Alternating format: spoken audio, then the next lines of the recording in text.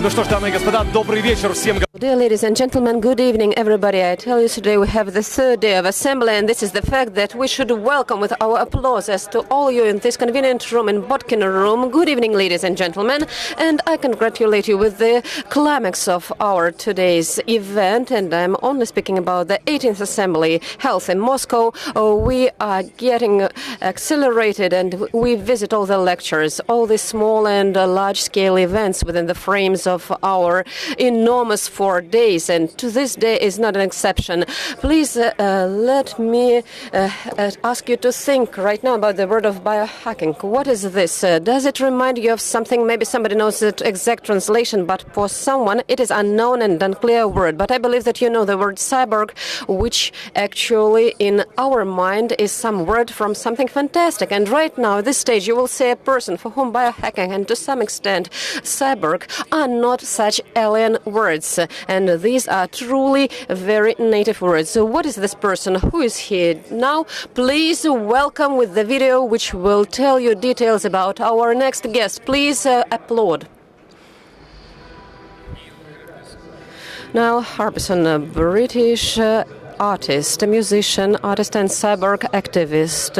He expanded his peculiarities of perception colors through osseointegration of special antenna into his skull. He was the first person who made through this surgery, and well after this antenna with a passport, he can be considered the first official cyborg in the world. He established Cyborg Foundation, international organization which aimed to help all the people who wants to become cyborgs.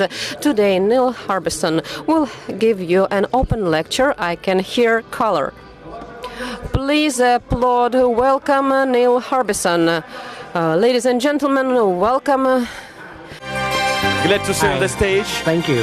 Before we start, one question. How do you like Moscow, weather in Moscow? Well, it's very sunny, so I was surprised it was so sunny today. So I had a walk in the center and I was able to hear colors, yes. Oh, yeah, we're lucky with the sun in Moscow. Yeah. It's for you, only for you.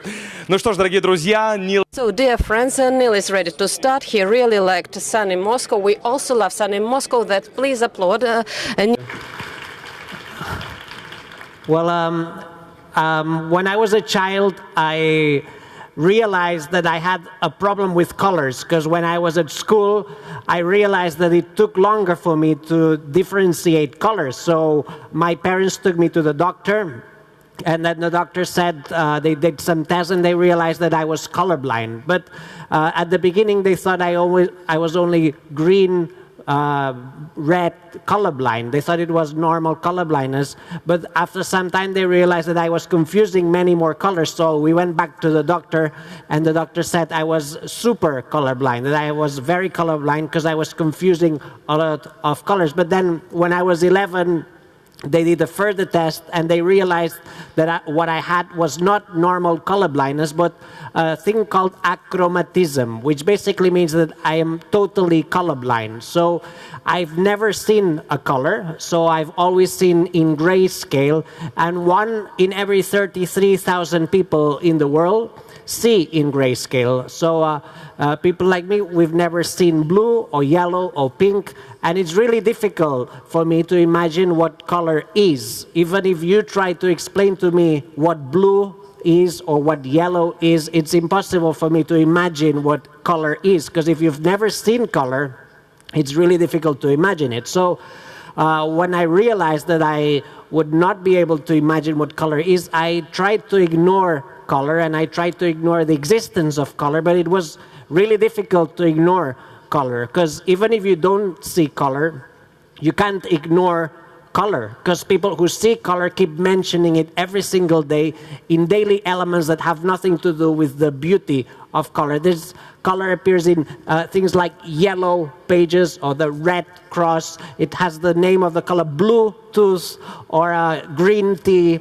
brown sugar, Pink Panther, Blue Tack, there's Blue Cheese, Blue Zone, Greenpeace, the Green Card, Yellow Submarine, Pink Floyd, James Brown, it's in his last name, or this huge country called Greenland.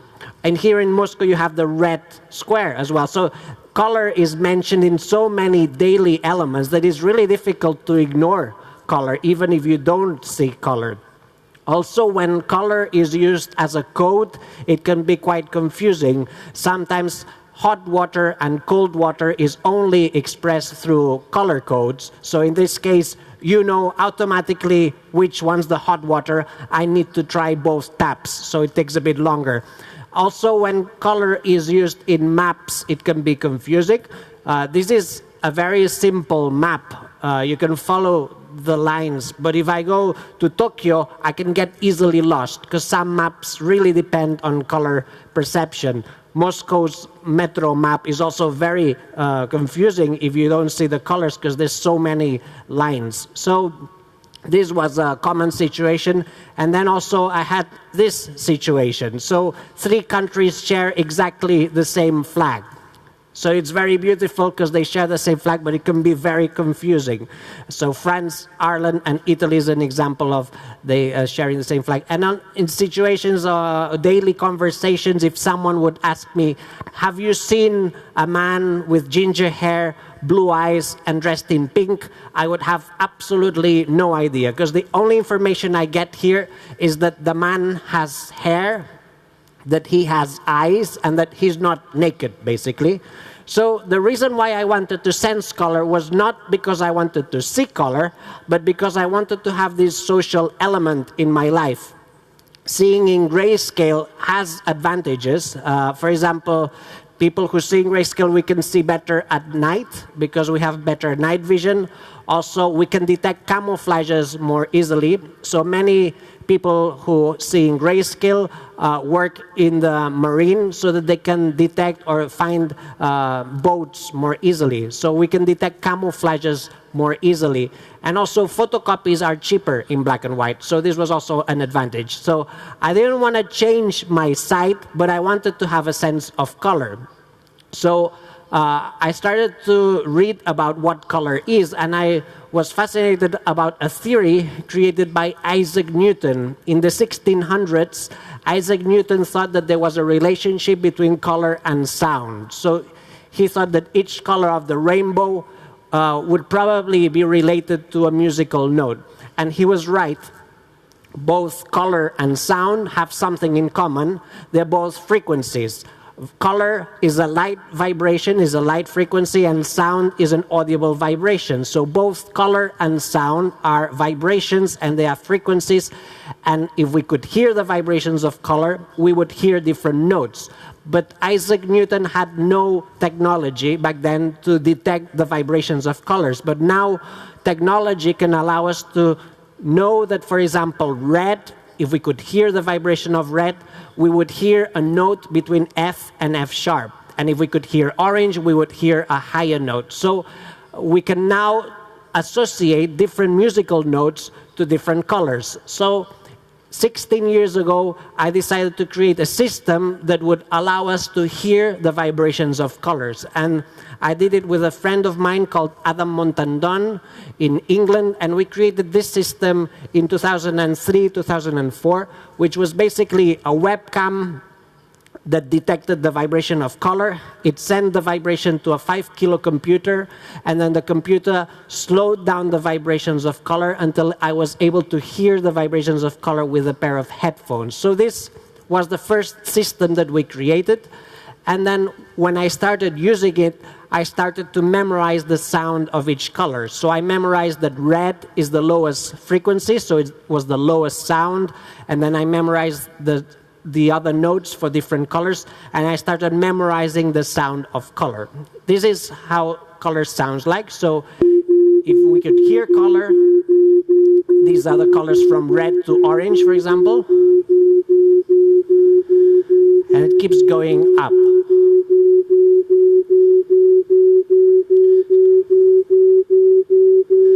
So this, what you're hearing is a very pure vibration. It's a sine wave, so it's a very pure wave. It sounds electronic, but it's the purest way to sense color.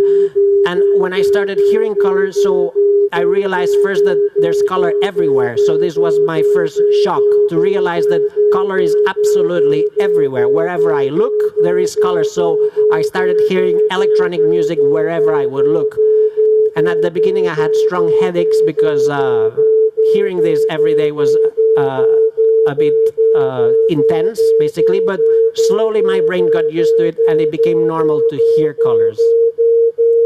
So color has three properties. Color has hue, saturation, and light. And we transformed the hue of the color in different notes. The saturation of the color was transformed in different volume levels. So if a color is very vivid, I hear it louder. And if the color is dull or grayish, I hear it softer. And then the light I can see through my eyes. So at the beginning, we started with the visual spectrum, and I was able to hear all the visual spectrum from red to violet through sounds.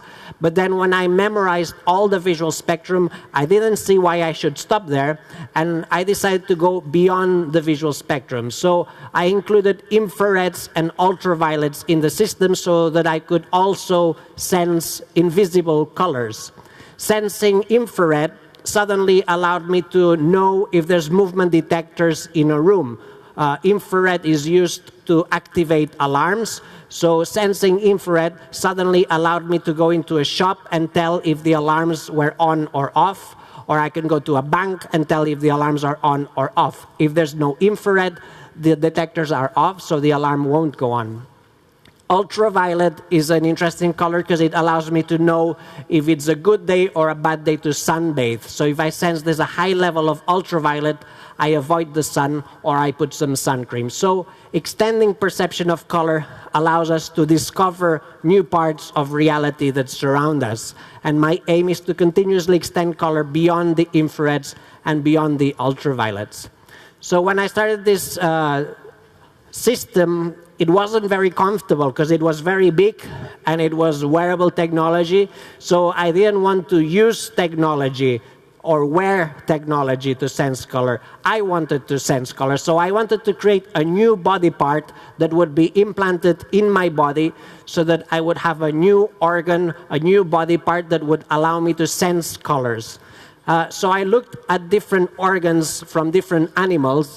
There's horns, there's trumpets, there's tails. There are different organs that humans don't have. So I thought that an interesting organ was an antenna. There are animals, many insects and fish that have antennas, and they use this organ to sense things. So I thought that the best way for me to sense color would be to create an antenna and have this antenna implanted in my head so I would be able to receive the vibrations of color through a new organ. So I designed the antenna with friends, and we created an antenna like this one that receives the vibrations of color and sends the vibration in the head. But when we finished the design of the antenna, I went to the doctor and I said I wanted to have an antenna implanted in my head. And he said, sorry, we don't do this here. If you want to have an antenna implanted in your head, you'll have to convince a bioethical committee. So I presented the antenna surgery to a bioethical committee, and they said it was not ethical to have this antenna implanted in my head for 3 reasons. The first reason they gave was because it's not a pre-existing body part. So if it was a leg or an arm, they would find it ethical. But they said that antennas are not human body parts, so they didn't find it ethical. The second reason they didn't find it ethical was because the antenna goes beyond the visual spectrum. Sensing infrareds and ultraviolets is not a human sense, so they didn't find it ethical. And the third reason is that they were very worried about the image the hospital would have if someone came out with an antenna sticking out from the head. So they said no to the surgery, but they helped me find a doctor willing to do the surgery anonymously. So the surgery happened in Barcelona with an anonymous doctor. We call it the transspecies surgery because it's a surgery that is adding an organ or a sense that is not traditionally human. In this case, it's an antenna, and it's infrared to ultraviolet perception. And the surgery took place in Barcelona, and then basically what we did was hair was removed so that the space would be clear. the skin was reduced, and then my head was drilled 4 times, so I would have 4 different implants. One implant is this chip inside the head that vibrates depending on the dominant color in front of me. So basically the antenna receives the dominant color in front of me in this angle, and then the dominant color enters inside the skull, and it makes the chip vibrate. So I can feel the vibration of color, and I can also hear it, because when you have a vibration in the bone, it becomes audible. It's called bone conduction, basically. The 2 other implants are to hold the structure of the antenna, and the 4th implant was added later, and it's basically to have internet connection. So I can also receive colors from other parts of the world. The 4th implant specifically is Bluetooth connection. So I use the Bluetooth implant to connect my head to the internet, and this allows me to receive colors from other senses and not only from the antenna. So now the antenna is osseointegrated inside my head, so it means that the antenna is part of my skeleton, which also means that I'm officially taller now as well, because this is part of my body. So I had to get used to the new height, and I had to get used to having a new body part. So the internet connection allows me to receive colors from, now it's from 5 different people. So there's 5 friends that have permission to send colors directly into my head. They do it by using their mobile phone, so they can stream live images from the mobile phone to my head. So now I'm here in Moscow, but if my friend from New York wants to send colors to my head, he can do it right now. So he can suddenly connect his mobile phone to whatever he's looking at and start stream live images from New York to my head, and then suddenly I can be here, but I can be sensing colors from a supermarket in New York, or if my friend from Melbourne wants to start sending colors, I could suddenly be sensing a sunset, the colors of a sunset in Australia. So I see this as the use of the internet as a sense, and I think this is something we'll start seeing very near now, I guess in the 20s basically, how the internet will not only be used as a communication system or as a tool, but also as a sense or a sensory extension. So once we see the internet as a sense, I think we'll start treating it very differently. Basically also, if my friends send colors to my head when I'm sleeping, they can also alter my dreams. So if I'm sleeping and someone starts sending yellow, my dream might suddenly become yellow, or a banana or a lemon might appear in my dream. So the use of the internet as a sense can also be used to alter or color someone's dreams. And this is something that can be explored, and it will be explored for sure in the near future. Internet connection also allows me to connect my head to NASA's International Space Station. I've been doing this since 2014. When I connect my head to NASA's International Space Station, my sense of color is no longer here, but in space.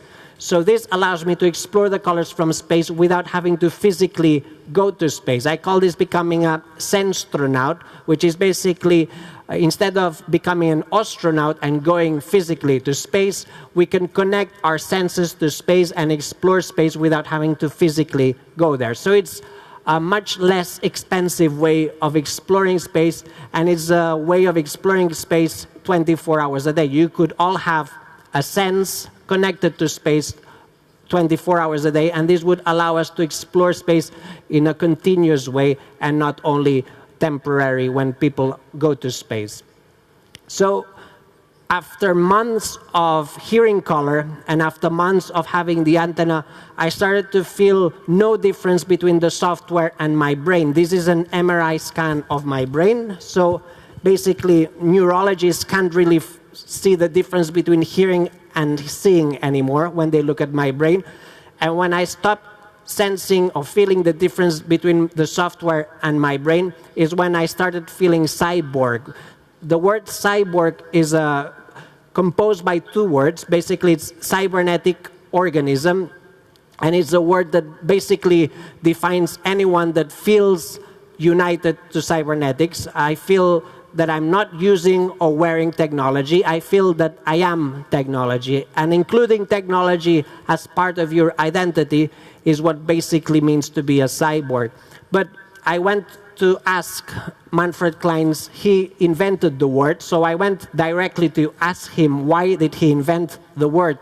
And basically he told me that the reason why he invented this word is because when he created the word, there was already one word, bionic. Bionic is a body modified by electronics. There was also another word called mechatronic, which is basically a body modified by mechanic parts. But he thought there was a word missing, a word that would describe a body and mind modified by electronics. So basically, cyborg includes the modification of the mind by using, wearing, or merging with electronics. In all these cases, they talk about body, but there would be a fourth definition. It's anyone's mind modified by electronics would be a cyborg, psychological cyborg. I think most of you are psychological cyborgs. It's basically people who, instead of saying, my mobile phone is running out of battery, they say, I'm running out of battery. Once you say, I'm running out of battery, instead of saying, my mobile phone is running out of battery, you are already including technology as part of your identity, and you are probably psychological cyborgs. So being a psychological cyborg is not far from becoming a biological cyborg. So many people who already include technology as part of their identity will probably, in the near future, also merge biologically with technology. I had a problem with the UK government some years ago because I had to renew my UK passport and I wasn't allowed. So I had this problem that there's a law that says that electronic equipment is not allowed on passport photos. So they said there was a problem with the photo of my passport. They said that I could not appear in the passport with the antenna. I replied to them saying that this antenna was not possible to remove because it's implanted. But they insisted saying that I should either hide the antenna or just remove it. So it became a battle with the UK Passport Office, trying to explain to them that I identified as a cyborg and that they should be treating the antenna as a body part. I told them that I could not remove the antenna and that I was not wearing an antenna, but that I have an antenna in the same way that I'm not wearing a nose, I have a nose.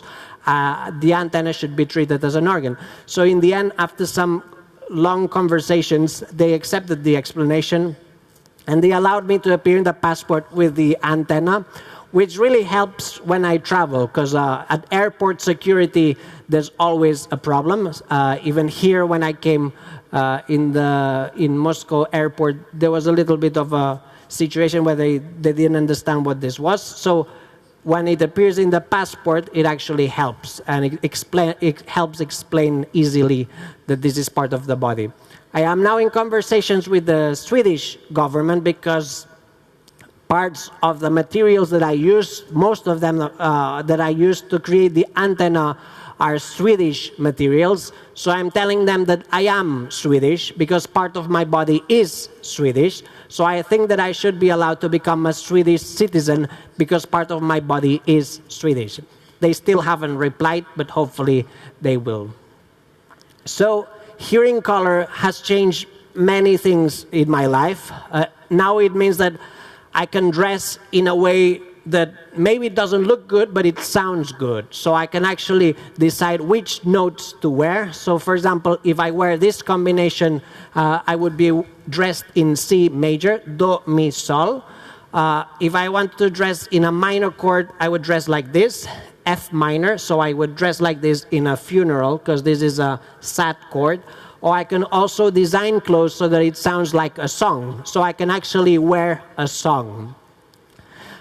Also, the secondary effect of hearing color is that when I listen to music, I feel colors. So I really enjoy transposing color, well, music into color. This is Mozart's Queen of the Night, note by note. So when I look at this painting from the middle to the side, I can hear a melody. So I can listen Mozart's Queen of the Night. And this is Baby Baby by Justin Bieber, which looks very different from Mozart because he uses very different types of notes. And also, I can now paint voices. So when you speak, you use different vibrations, different frequencies of sound, but these vibrations relate to different colors. So I can also paint people's voices. This is Martin Luther King's speech, I Have a Dream, transposed into color, syllable by syllable. Also, a big change is the way I sense food, because food has many colors. So when I look at food, I can hear different notes, and especially salads. Salads have lots of different colors, so I can easily compose music with food, and this allows me to eat songs. So this experience is something that I wanted to share with other people. So I collaborated with a restaurant so that we could share this experience, and we created this plate that you can put. The chef puts the food on the plate, and then there's a chip inside the plate with a loudspeaker, and then when you rotate the plate, you can hear the sound of the food. So you can go to this restaurant and eat some Lady Gaga dessert or any music that you'd like to eat. This is how it works.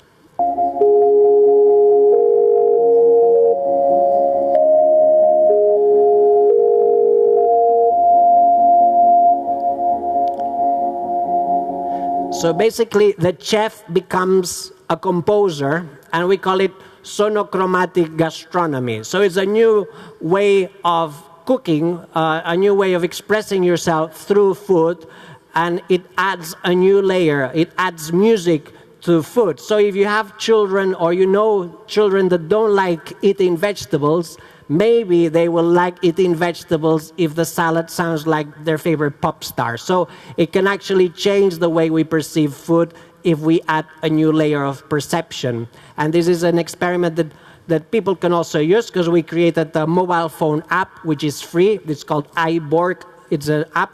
And then you can use your mobile phone to hear the vibrations of color. So people are using the mobile phone app to create music in the kitchen, basically, and then you can eat different songs. Another big change is the way I sense art, because now when I look at the painting, I can hear the painting. So I can literally hear a Picasso, I can hear Kandinsky, or I can hear any painting. And it's changed the way I perceive art, because walking around a gallery is now like walking in a concert hall. This is also a big change, the way I sense people's faces, because your face has different colors, and your face creates different vibrations, and each face has its own vibration. But what I really enjoy is getting close to people's faces and then listen to the vibration of the eyes, the lips, the skin, the hair, and this creates a unique soundscape, and then I send people an MP3 of their face so they can listen to themselves. One of the first sound portraits I did was of Prince Charles. I asked him if I could listen to his face, and this was his reaction when I asked him. So he didn't quite understand what I was asking. But for example, Steve Wozniak has a very pure sound in his eyes, so he has a pure note in his eyes. Pamela Anderson sounds C major, so it's unusual to find someone that sounds like a major chord. Also, Macaulay Culkin sounds C major. Philip Glass sounds very microtonal, so his face creates a very microtonal chord. Judi Dench has silent hair, so some people have some silence in their faces. Marina Abramovic has a rhythmic face because her vibrations are low and very close to each other, so her face creates a rhythm. Robert De Niro has a melody in his lips because he has different shades of red, so his lips actually create a small melody. Iris Apfel has a very high-pitched note in her eyes, and James Cameron has an unusual sound in his nose, and Bono had very loud glasses here. So we all sound different, but what really shocked me is through all these years, I've been hearing colors for 16 years now, and I realized that people who say they're black, they're not black, and people who say they're white, they're not white. People who say they are white, they are actually very, very light orange, and people who say they're black, they're actually very, very dark orange. So the fact that people say that humans are black and white is completely false. We are all orange. And now you will hear an example of a face. This is the sound of a face. So now you're hearing the sound of an eye.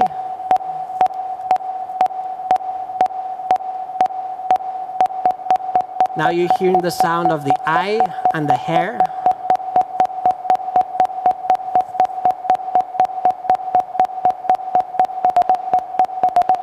Now you're hearing three notes: hair, eyes, and lips. And the other eye. So basically, this allows me also to create face concerts where the audience can cue, and then I can start creating music from people's faces by amplifying the sound of my head to the audience. So if the concert sounds really bad, it's not my fault, it's the audience's fault, because that's where the music is coming from. The last face concert I did was of Prince Albert II of Monaco, and he liked the sound of his face so much that I've been told that he's using it as his ringtone. So whenever someone calls him, he hears the sound of his face. I'm not the only cyborg. There's Moon Rivas. She's been exploring the inclusion of technology in her body for the last 13 years. Her most relevant project is the seismic sense. So Moon has 2 implants in her feet that vibrate whenever there's an earthquake in the world. So now she's in Chile, but if there's an earthquake in China, she will feel the vibration in her feet. So her feet are connected to online seismographs. And this gives a very profound connection with Earth. So some people might want to merge with technology to feel closer to elements that feel distant to them. So whenever she feels a vibration, she knows that the Earth is vibrating. She also can use this sense and the internet connection in her feet to connect to the seismograph on the moon. And this allows her to feel moonquakes. So whenever she feels moonquakes, then she knows that the moon is actually shaking. So she is also a senstronaut, and she's using the internet as a sensory extension to explore space. Moon Rivas and I created the Cyborg Foundation 10 years ago, and it's an association that wants to help people become cyborgs. So we want to help anyone that is interested in having new senses or new organs. We want to help them or guide them find the right team to create these new organs and senses. And the other aim is to defend cyborg rights, which is basically the right that we think we should all have to decide which senses and organs we want to have as a species. The basic rights, which were presented in South by Southwest some years ago, are the following. The first right is the freedom of morphology. We think that we should all be free to decide which organs we want to have. The second is the right to organic naturalization, which is basically that people should consider these new implants as organs, not as devices. The third reason, the third right is the freedom from disassembly. So no one should be allowed to remove these organs. So if someone pulls the antenna or tries to pull the antenna, it should be treated as physical aggression, not as damage to property. It does happen sometimes that people try to pull the antenna. It's usually the same type of people, drunk women. Wherever I go, it's usually drunk women that try to pull the antenna. Also, the fourth right is the right to bodily sovereignty, which is basically that we need laws that protect us from being hacked. So having internet as a sense means that anyone could potentially hack me and start sending colors without permission. Through all these years, it only happened once that someone without permission started sending colors to my head. So I was physically hacked once, but I liked it, so it wasn't a bad experience. But if I didn't like it, there should be some laws that regulate and protect us from being physically hacked. And the fifth one is basically equality for mutants. Basically that we are all equal. Humans, cyborgs, whatever we are, we should all be seen as equal. No one is superior than other. So another cyborg is Manel de Aguas, and he's actually here in Moscow, so I thought that it would be better if he came to explain his own organ. So Manel, if you could come in. This is Manel de Aguas, and he will talk about his organ. Thank you.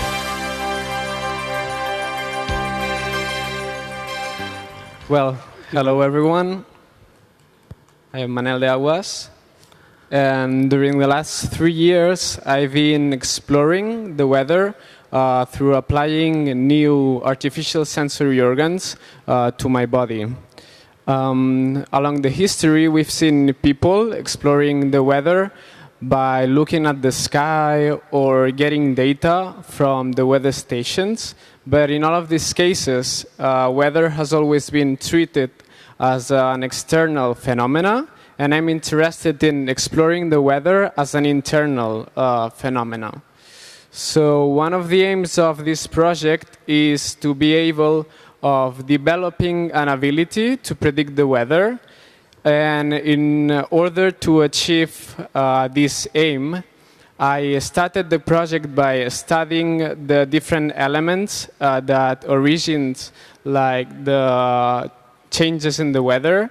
And I realized that atmospheric pressure is one of the most influent elements of the weather in terms of the weather changes. So I started by creating a first version weather organ destined to the atmospheric pressure perception. This was the first organ that I had installed in my head. This was in 2017, 3 years ago.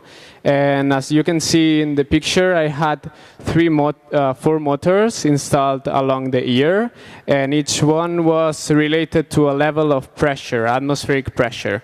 The upper one was destined to the higher pressures, and the lower one was destined to the lower pressures. So depending on where I felt the vibration, I was able of knowing what was the level of the pressure.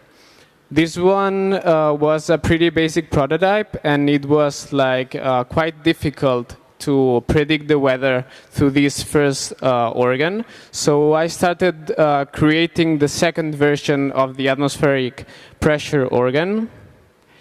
This second one version was not more related or attached to the ear. It was completely attached to the head, and it allowed me to perceive the atmospheric pressure through beats inside my head. Depending on the speed of these beats, I was able of perceiving if the pressure was higher or it was lower. So the faster the beats, the higher the pressure. This was more like precise than the previous version, so it allowed me to predict the weather for the very first time. But anyway, like a time later, I realized that not all the weather phenomena or the weather changes are caused by the atmospheric pressure. So because the weather is so complex and it has lots of different elements, so I realized that I had to start working on the creation of a third version for the weather organ. And this third version is the one that you can see installed in my head right now.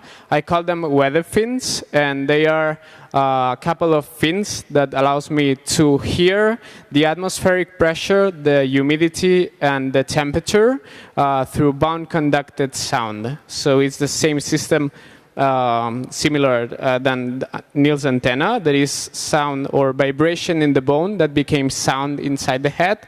And the way in how I designed the sound of the weather is the following one. So I give to each element of the weather, the temperature, humidity, and pressure, a quality of the sound. The tone was given to the temperature, so depending on the temperature, the tone that I hear inside the head is different. Depending on the humidity, the texture of this sound it's related to the humidity. So if the humidity changes, the texture of the sound I hear inside the head also changes. and the volume of the sound is related to the atmospheric pressure. So if there's a higher atmospheric pressure, also the volume of the sound is higher inside my head. This third version was installed in my head last week, so I'm still getting used to this third version. And by the moment, as you can see, I need to hold the fins by using this band in the head, but because the fins are too heavy, so I need to hold it like this. But eventually, the fins will be implanted directly in the skull, and I want to use this band to hold the fins. Well, some consequences of after adding a new cybernetic body part is that now I have to charge myself by plugging into different techniques. So at the beginning, with the previous organs, I used to plug myself directly into the wall or into my laptop. But now with the weather fins, I'm using the solar power. So I plug myself into solar panels, and I charge myself using the sunlight. So this is more ecological way of charging yourself, basically, and I call it to do the photosynthesis. Well, another thing that has changed with this third version is that now I use 2 implants in each side of my head in order to hear the weather. With the previous versions, I had just an installation without implants, but with these versions, I used 2 implants in each side of the head that I had last week in Japan. And there are 2 pieces that are between the bone and the skin, and when they are in touch or in contact with the fins, allows me to hear the weather inside the head. The fins, as I said, are not implanted at all, because I will do this in a time later when this gets lighter. But by the moment that I have implanted, is the 2 pieces that allows me to hear the weather inside the head. So, well, as I said, the project is until evolving, and next steps for the project will be to add Wi-Fi to the fins, as Neil can connect himself to other parts of the planet and hear the colors from different places of the world without having to be there.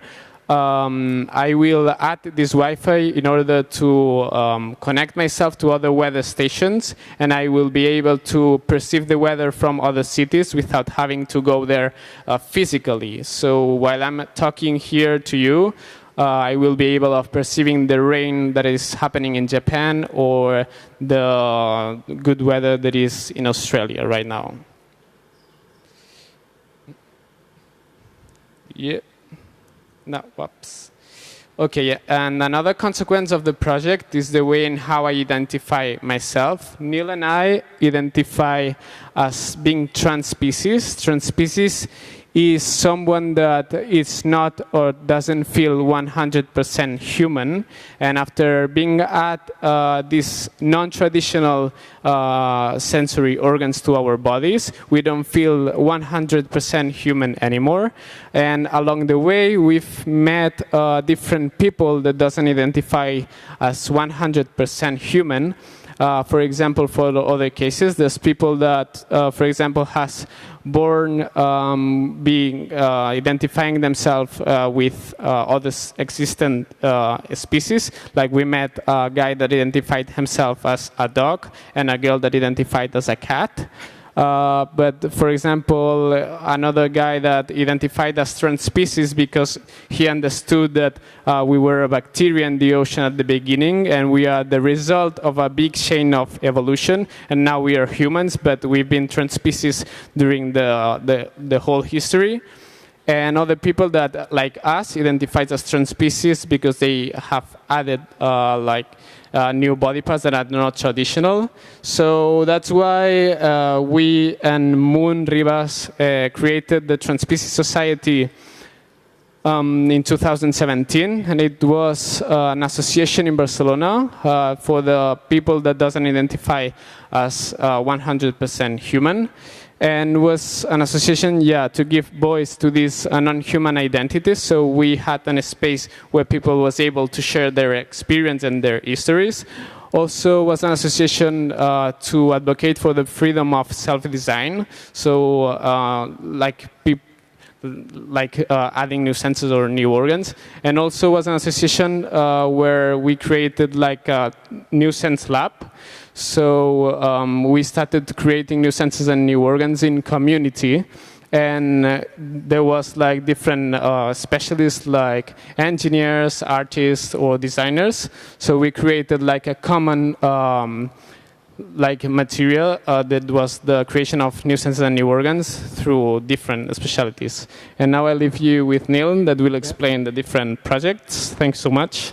And Thank you.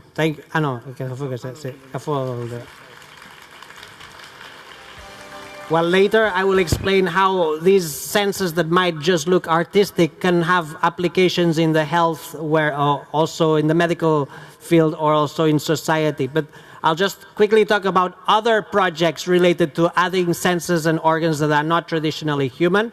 Joe Dagny had 4 implants in order to sense presence 360 degrees. So these implants allow him to have echolocation. Echolocation is a sense that some animals have, and he had it implanted so that he could feel any type of presence 360 degrees without having to use the eyes. So this, for example, could be used if you are completely blind, or it can be used to amplify your perception of your surroundings. Another project is the one up here. This is a skin. This is the first prototype, but it's a skin to sense ultraviolet light. Ultraviolet light can be dangerous. It can damage our skin. With this prototype that Pau created, he can feel the levels of ultraviolet, so he can feel if it's dangerous or not to sunbathe. He started this project when he was 16 years old, and he created the software and the robotics. So in most cases, these organ and senses prototypes are created by teenagers in different schools. So it's interesting to see how the younger generations are able to create these prototypes at home without really having to study a whole career. So it's interesting because he was just 16, he was 18. And this one, the next one, Alex, he was also 17, and he created this prototype here in the center. It's a sensor that allows him to feel the quality of the air. So by walking around the streets of his hometown, he could feel if the quality of the air was dropping or was getting better. So he had a very precise understanding of pollution in his city, and he could tell if the quality of the air was getting better or worse. And this was his first prototype as well, and he did it when he was 17 years old. This is Skylandra. He's 18 years old, and he also created a sense to feel the cosmic rays. So whenever there's a cosmic ray that falls, he can feel it through now it's a system that goes from his arm to an implant in his ear so that he can hear the cosmic ray falling from the sky. This is a very simple prototype. This is just a pair of earrings that vibrate whenever there's presence in front of you. So again, without having to use your eyes, you can sense if there's movement in front of you. Depending on the interval between ear and ear, you can tell the exact speed of the movement, and you can also tell if the person of the object is moving from left to right or right to left. This is something that can be created with only 20 cents. So we're talking about very simple technology that can be applied to the body in order to have a new sense. Also, this system can be used to sense what's behind you. So it can give you retroception. So if you want to feel if there's anything, object or wall behind you, you can use these earrings that vibrate if there's presence behind you. This is magnetic hair. It can be implanted in the head, so it's hair that is magnetic, and it allows you to feel if something is magnetic or not. So it gives you magnetoception. So if you want to know if this is magnetic, you just get it close to the hair, and then if it gets stuck, you know it's magnetic. So it gives you a sense that is not traditionally human, but it allows you to have a connection with magnetism. This is an implant that goes in the ear, and it allows you to receive sound directly into your ear. So we've had headphones and earphones for many years. This is an in-phone, so it allows you to receive sound directly into the ear. We also had an implant. This is my leg, Moon's leg, and Manel's leg. We had an implant in our knee in order to feel the magnetic north. So it's a compass that allows you to feel where the north is. So to us, it's an interesting experiment because it allows us to feel where we are. But if you are a person that can get easily lost or gets confused easily, sensing where the north is can actually help you locate yourself and feel more orientated. This is a spine that allows you to feel the tide of the sea. So this was created for a citizen of Mont Saint-Michel. Mont Saint-Michel is a village in France that you can only access the village when the tide is down because the water keeps going up and down. Well, actually now they built a bridge, but when we did this, you really needed to know when the tide was down in order to be able to walk home, and then this organ allows you to feel when the tide is going up and down.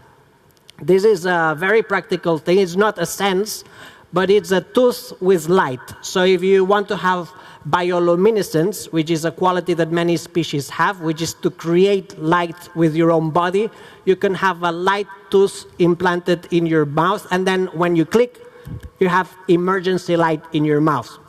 I had it for a while, but the problem is that when you eat, the light goes on and off. So we're trying to find a different system. This is also a tooth implant that we created in Brazil.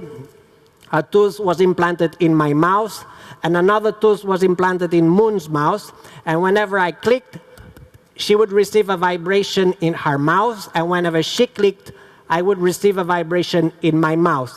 We both learned the Morse code, so depending on the rhythm, we could actually communicate from mouth to mouth. It actually works through Bluetooth, so it's a Bluetooth tooth that allows you to communicate from mouth to mouth.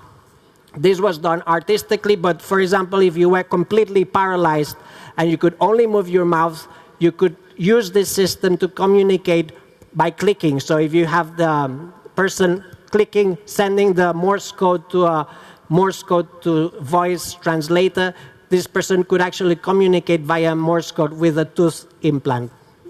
We also now created the sense of time, which is basically a crown that has a point of heat and takes 24 hours to do the complete circle. So this organ allows you to feel the passage of time. So at the beginning, basically, if you feel the point of heat in the middle of your head, it means it's 12 o'clock solar time in London. If you feel it in the right, it's 12 o'clock solar time in the USA. Here it's in Australia. So you feel where the sun is shining, and this is an organ that can allow you to feel the passage of time.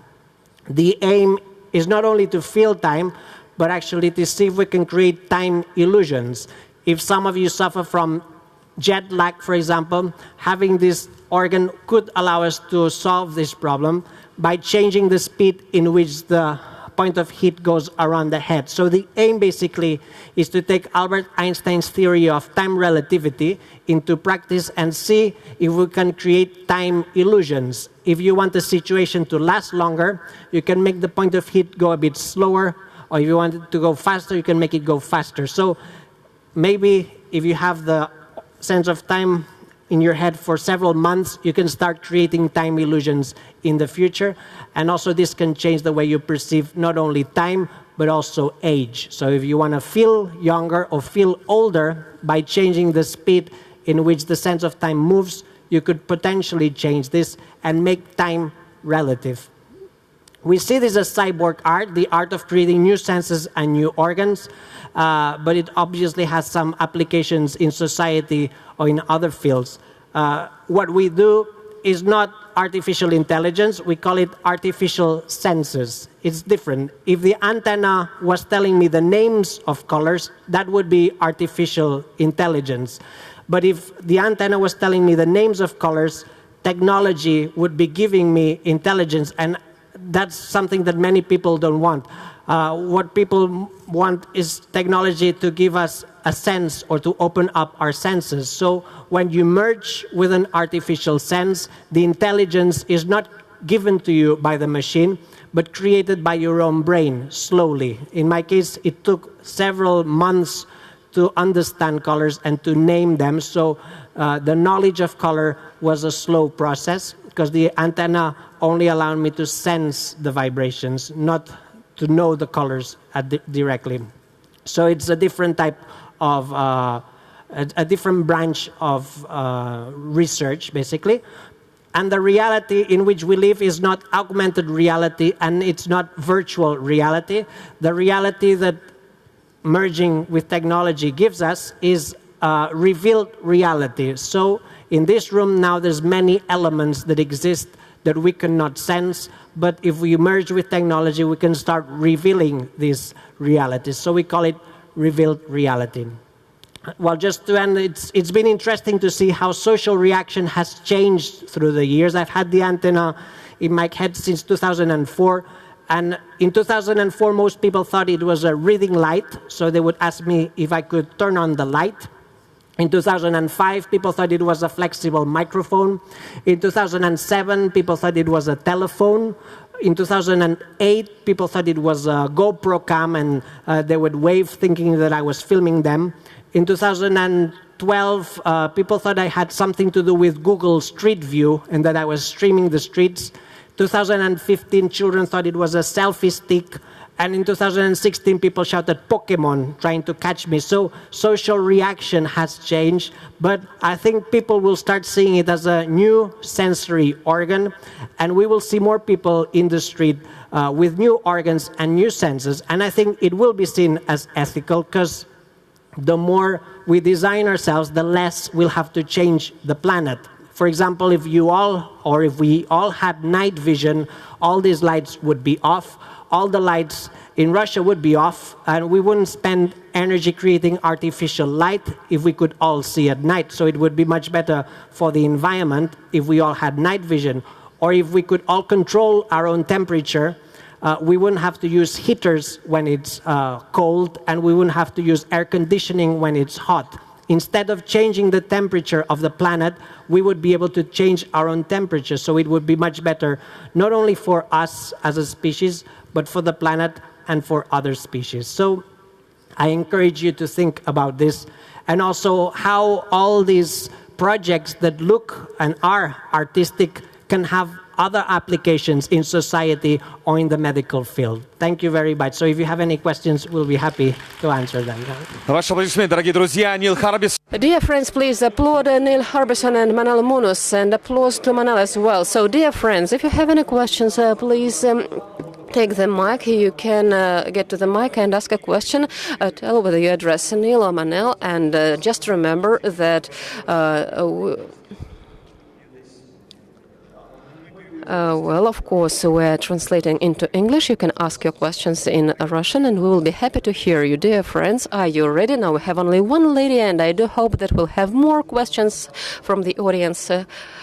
Good evening. Thank you for this lecture. It was very interesting. Could you please tell, you said that it is possible to use this equipment, this device that will allow to feel time. But as we know, any person has a biological watch, so-called biological clock or watch. We live in some period of time, and when a person wakes up, or, well, usually when a person wakes up, he knows approximately what time it is, or when a person is sitting in a cafe, but he doesn't see the window and the light outside, he knows the time approximately. And there are people who very clearly identify the time, and they can make mistake up to less than 10 minutes. This is their natural gift. And in connection to this, I would like to ask you a question. How this device will be able to change our biological clock? So please introduce yourself. My name is Regina. So nice to meet you, Regina. Thank you for this question. So the aim of the project is not to know what time it is. So the aim of the sense of time is to see if the brain can get used to it. So we all have a sense of time, but we don't have an organ for the sense of time. So the aim of the project is to see what will happen if we have an organ for the sense of time. So once the brain, maybe after some months, the brain gets used to it, it gets used to the point of heat going around the head for 24 hours. Once the brain gets used to it, the experiment is to see if by changing the speed of the point of heat, it alters our perception of time. So if, for example, I want a situation to last longer, if I make the point of heat go a bit faster, I might feel that time is stretching, or I might feel that time is going a bit slower. So the aim is not to change the biological clock, but to change our perception of time. So it's, but we don't know if this organ will change the biological clock. This is something that we cannot predict, but the aim is not to change the circadian rhythm or the biological clock, but to see if we can create time illusions. In the same way that we can create optical illusions because we have an organ for sight, we want to see if we can create time illusions if we have an organ for time. If it works, it could be very interesting, because then this could potentially change the way we perceive time, and it could also change the way we perceive age. Many people want to live longer. They want to live 200 years, for example. One way of living 200 years is to try to make your body live 200 years, but the other possibility is to change your mind and make your mind believe that you've lived 200 years with the sense of time. So I will try the second option with the time illusion. Хорошо, насколько я... Thank you very much. As far as I understand, you have a prototype, but you did not conduct any research and you didn't have enough time to test it. Will it change the biological clock or not? No, we just finished the prototype and I will have it installed in my head this year. So I will start doing the research this year. Спасибо вам огромное. Thank you very much. Thank you very much for your question. Please, the next question. You can ask question to Manel Munoz. He could come on the stage. Hello, my name is Maria. Could you please tell me, there is plastic surgery, then people do too many plastic surgery operations to improve themselves. Don't you think that you're willing to implant different organs is something similar? For example, when I see your explanations, to my point of view, it does not mean any medical assistance. It doesn't mean any treatment, medical treatment. It's not like a life or death question, and you desperately need that, and it's a need. To decide what we need and what we don't need. As I said, it's easy now to say that we don't need night vision, but I think we should really reflect on this. Do we need night vision or do we not need night vision? Because we are solving the problem that we don't see at night by creating artificial light and changing the light of the planet. So I think the example of night vision is one of them, that if we all had night vision, we wouldn't be changing the planet, we wouldn't be creating light at night when at night the planet should be dark. So to say that we don't need things is very relative. I think that if we all had night vision, this would be better for us as a species, because we really want to be seeing things at night, and it would be better for the planet. Also, do we need to control our own temperature or not? I mean, we are using heaters here because it's too cold, and we are using air conditioning when it's too hot. We are changing the temperature of the planet because we have a problem that we cannot adapt ourselves to the temperature. So is it a problem or not? I think if we start seeing that we need to change instead of changing the planet, we will start seeing this as something necessary. And I think there will be countries in the world that will start seeing these type of surgeries or these type of experiments as ethical, and we will see the inclusion of new senses and organs as something that we need as a species in order to stop changing the planet and start changing ourselves. Большое спасибо вам за вопрос. Thank you very much for your question.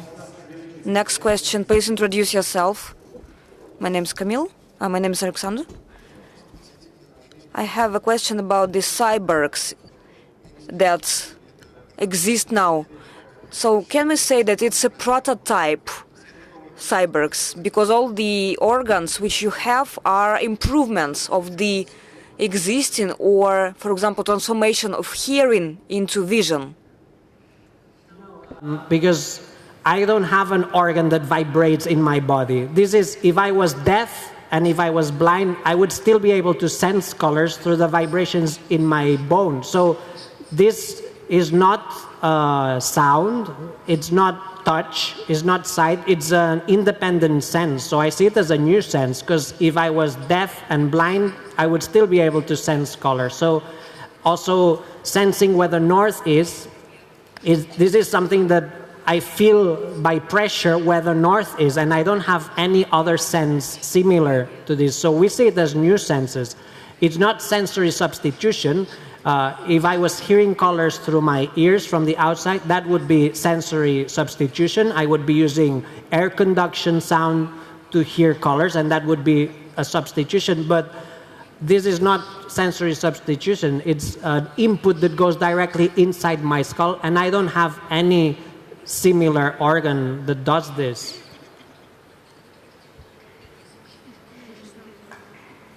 Yeah. I understand, but you heard the ocean. It's because of your skin. You are just improving your senses. You do not create anything new.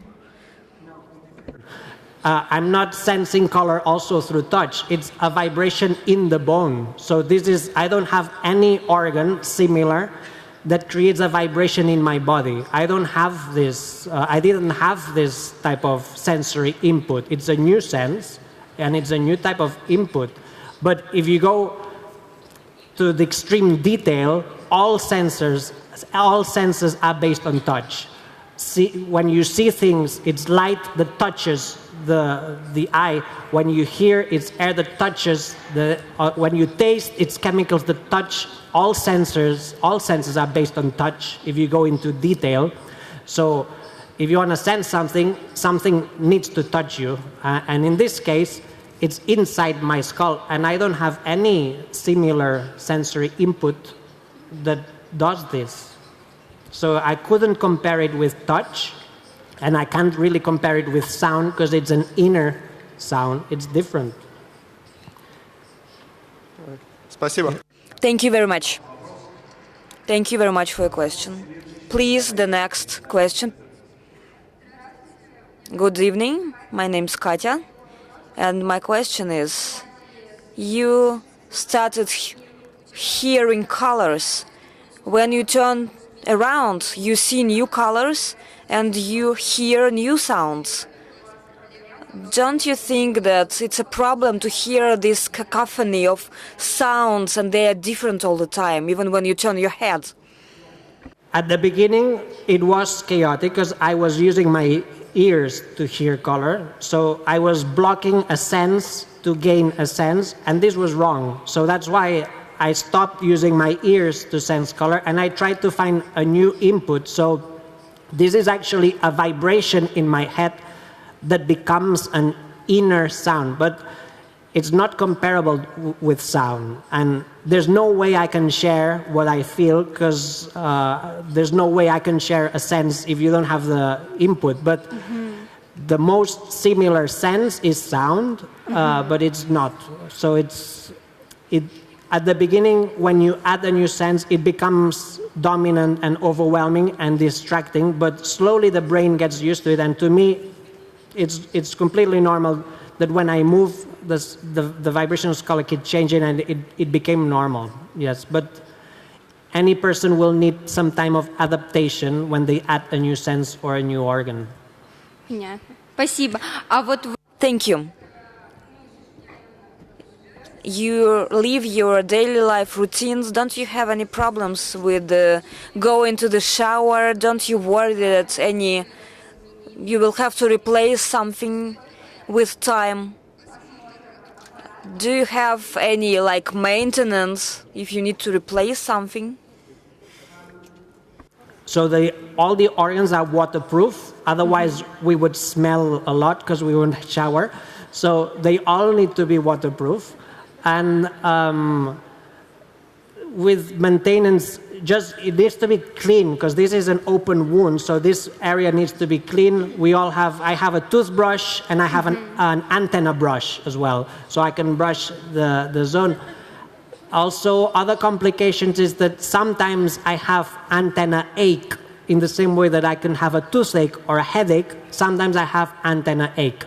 But there's still no tablets for antenna aches. So maybe in the future, doctors will create antenna ache tablets. But apart from this, in my personal experience, I haven't had any more problems. But the two risks is one, you can have brain rejection. So maybe your brain doesn't accept the new input. That could be a problem. And the second problem could be that your body rejects the material of the organ. So that's the two possible risks. Спасибо. Thank you so much. And the last question, please. It seems that this experience helped you to feel life better, to feel more capable of something, to feel stronger, because many people have this problem. They cannot differ colors. Why don't you develop this industry in order to upscale this production, so many people could have an opportunity to differ colors and to see colors? All these projects are open source, so they're not private, they're not secret, it's all open source. Anyone can actually recreate the antenna, anyone can recreate Manel's system, everything is open, so anyone can actually create it. And that's our aim. But my aim is not to sell sensors. I don't want to create a company that sells sensors, but if any of you want, that's a possibility. And I think we will see in the 2020s companies selling organs and selling sensors. But my aim is not this one. My aim is to create new sensors and do them open source so that people can actually use them. I also create an app for the mobile phone, which is also free, that people use to hear colors. So many colorblind people use the app and they use the mobile phone to hear the sound of colors. So there's also this. Спасибо большое. Thank you very much, dear friends. Please, only one question per person. We have just 15 minutes left, and the queue is really large. Our young visitor, please ask your question. Hello, my name is Matvey. I have two questions. Number one, was it painful to implant antenna to your head? And the second question is the Bluetooth, how to implant it, the tooth which allows you to communicate, to click. Well, first, the surgery was a little bit painful because they drilled the head, so I had to be awake. So it was only local anesthetic, so I was awake and I could feel, and it hurt later. When the anesthetic went away, it felt like someone had hammered my head. It really hurt, but slowly it went away. And the second question, are you interested in the Bluetooth tooth? No, not exactly, but just curious. A tooth that goes inside. You see I have this empty space here. I have a space, so if you have a tooth missing, you could have it. Whenever you have a tooth missing, you call me, and then you can have the tooth placed inside, and then the tooth has a vibration and a button. So when you click, there's a button that can send the vibration through Bluetooth to the other tooth. And then the other tooth vibrates. So there's a vibration, a motor, vibrator in the tooth, and a button. Okay? Okay, понятно. Yep, clear. Please applause to our young visitor. Applause to you, and you wanted to ask one same question, or Can I take a picture with you? A little bit later, please. Thank you for your question. Don't worry, we'll find you and we'll take a picture with you. And I hope that your parents are here and your parents will control you to avoid some adventures. Next question. Manel, thank you for coming to Moscow. It was very interesting conversation. Хотел задать вопрос такой. I wanted to ask the following question. Neil, did you know in advance what you will have after this gadget, that you antenna, you will go talk to famous people, you will present, you will give lectures, or you did not think about this in the future, or your target was just to hear colors? And what about Manel? When he was working on his prototype, did he know that he will travel to different countries presenting at events, or the motivation was to try it for yourself because it's a personal interest? Manel, could you please answer this question?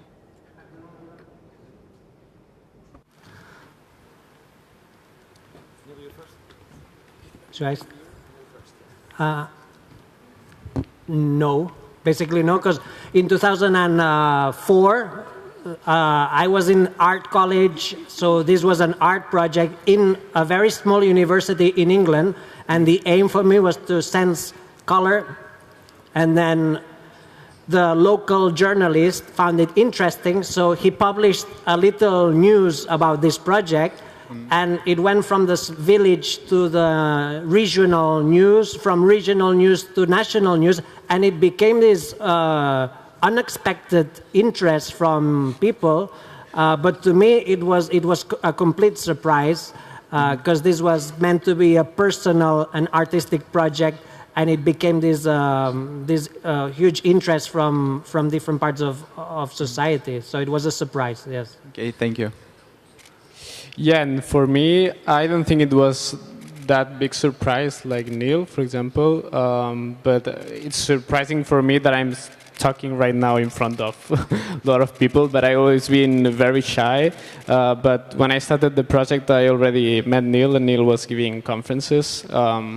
So I thought that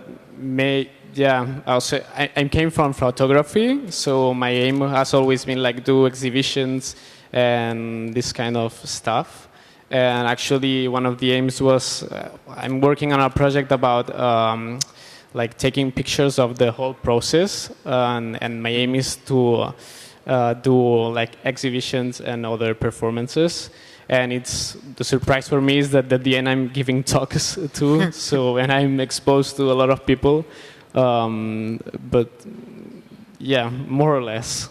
Yeah. Okay, thank you. Да, большое спасибо вам за вопрос, дорогие друзья. Thank you very much for your question. We have 10 minutes to go. Please, one question. Hello, my name is Ludmila. Could you please tell me, Neil, what about the shape of antenna? Was it like this from the very beginning? Because Manel has different prototypes. And why it was to this part of your skull, not to the frontal lobes or something like that? At the very beginning, my idea was to have an implant here. So my first idea was to have a third eye implanted in the middle of my forehead, because to me it felt the most logical thing. But then I thought that this would limit color perception to what I have in front, and I thought that it would be better if I could sense colors 360 degrees. So the antenna allows me to sense now colors from here while I'm looking at you. So this, for me, suddenly became more interesting. So I thought about the antenna late at the second option, but in the same year, in 2004. And then when I thought of the antenna, there was two options, two antennas for stereo, but then I thought one in the middle would be the same. And then deciding where was also very arbitrary. Basically, what we did was to see where the bone was thicker and stronger, and we looked different parts by X-ray, and then we saw that this was a good part also. But if I did it again, it would be a bit higher probably, because if you have it a bit higher, it's better, because here there's a lot of muscle movement, so it's not as good, I think, as if it was a bit higher. But This is something that doctors don't usually do surgery here, so it was challenging for the doctor as well, because usually you don't drill this area of the head. It's usually here, or this zone is more common, but this is not a very normal place to have an implant, so it was an experiment, basically. Спасибо большое. Очень интересно. Thank you very much. It's very interesting. Next question, please. My name is Artyom. I heard a lot of words illusion. Tell me if I'm mistaken. Could you be very sincere? How many years are you planning to live without illusions? Illusions. Illusion. How many years are you planning to live without illusion? Тогда у нас слышно. Будьте добры, еще раз вопрос повторите, только поближе к микрофону. Да, поближе, вас не слышно. So let's repeat the question once again. In your speech, I heard the word illusion for many times. Correct me if I'm wrong. Can I ask you to be sincere and to sincerely open how many years you are going to live without illusions? I think that this question is hard to translate into English because this is a Russian condition of soul, the illusion and so on and so forth. So let's applaud. Let's go to the question. We understand you, Neil. Well, possibly. Yes, it's a very Russian question. Wow, it's Russian soul question. Прошу. Добрый вечер. Good evening. I have a question to Neil. During the presentation, Neil said that there are vibrations of eyes, hair, mouth, so he perceives a human with a vibration.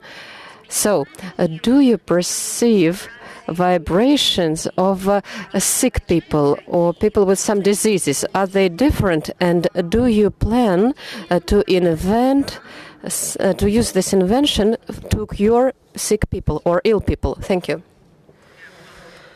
It's not that I sense sick people, but I can sense changes. So sometimes, for example, I know my mother's vibrations. I know the vibrations that she creates because I know her a lot.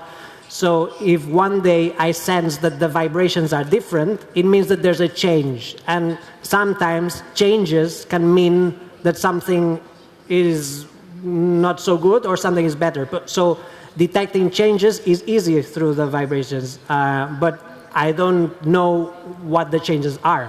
One of the reasons could be sickness, and also through the colors of people's voices, because when I hear voices, I also relate them to colors. So if for example, my mother, I know the colors of her voice, and if the colors of her voice change, it can also be a sign that something has changed. So I cannot detect illness, but I can detect changes easily. And this can actually mean that something is different, basically. Большое спасибо. Пожалуйста, у нас еще есть 5 минут. Thank you very much. We have 5 more minutes. Please ask your questions. Good evening. My name is Elizabeth. My name is Elizabeth or Елизавета. My name is related to color and sound. Is there such a color which is silent? And you showed the rainbow colors. And I have a question. What is the sound of absolutely black and absolutely white color? Thank you.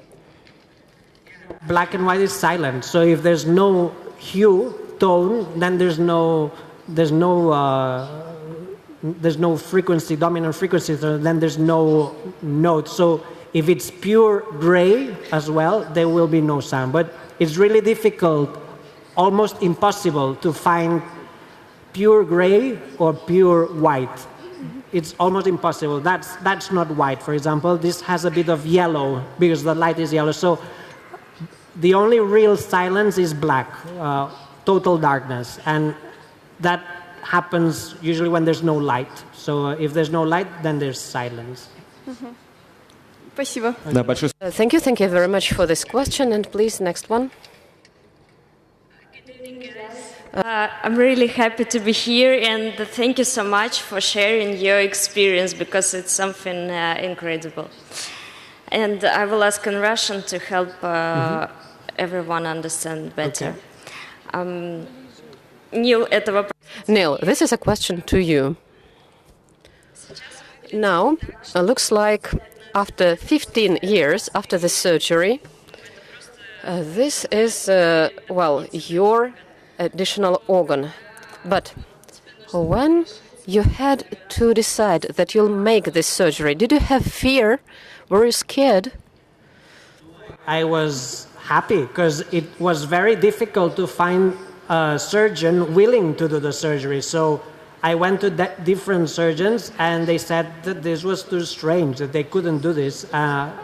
So when I found a doctor that was happy to do it, I was actually not scared. I was really happy. It's like a feeling of when you climb a mountain, you can be scared, but you still climb the mountain. It's like, or there's many sports that have some risk. Many cultural events have risks, and this was, I felt like a project that had a bit of risk, but it was not scary. It was emotional. Thank you. You both are brave. Спасибо большое. Пожалуйста, следующий. Thank you very much. And next questions. We have 3 minutes only. У меня такой вопрос.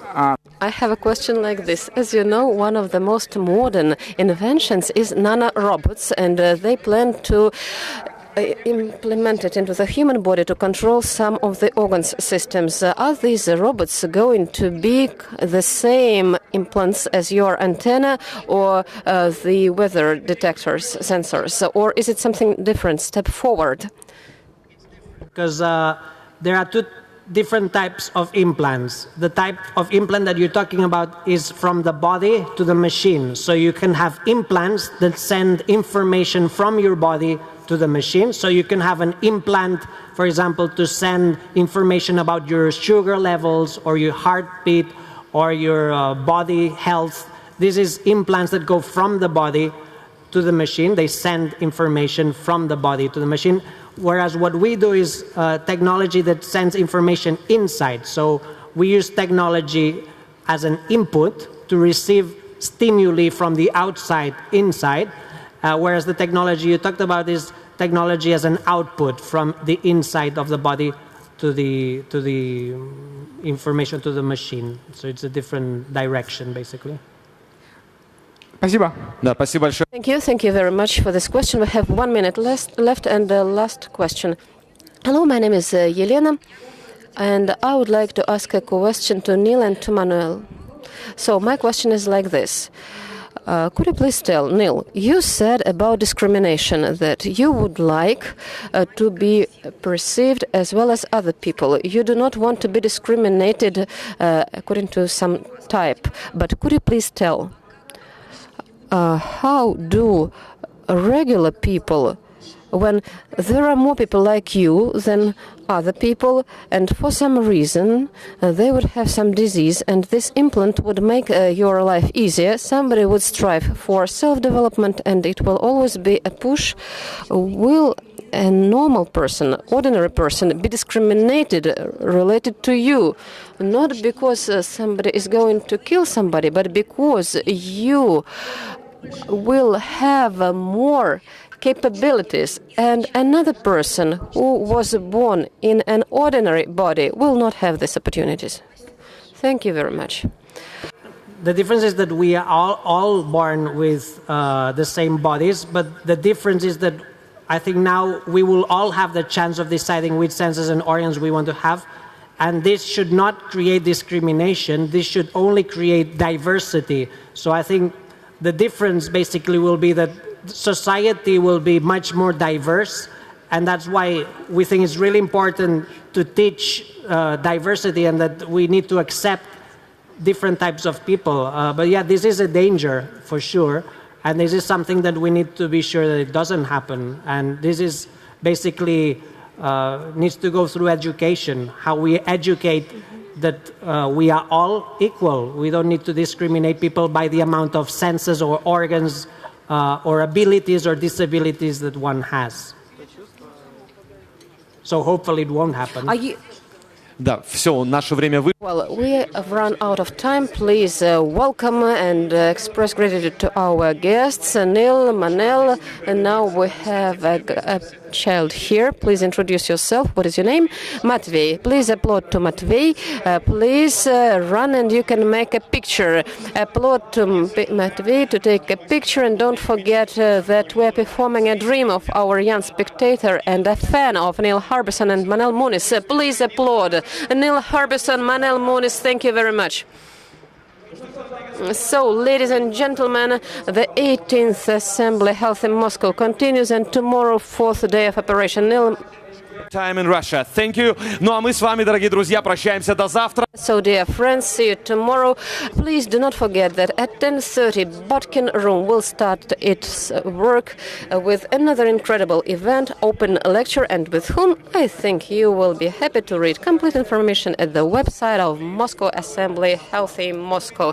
And now I would like to invite you to leave the room, because at 9:30 our cloakroom is going to get closed. Dear friends, hurry up, don't forget your personal belongings from the room. Look around so that you wouldn't lose anything. See you again.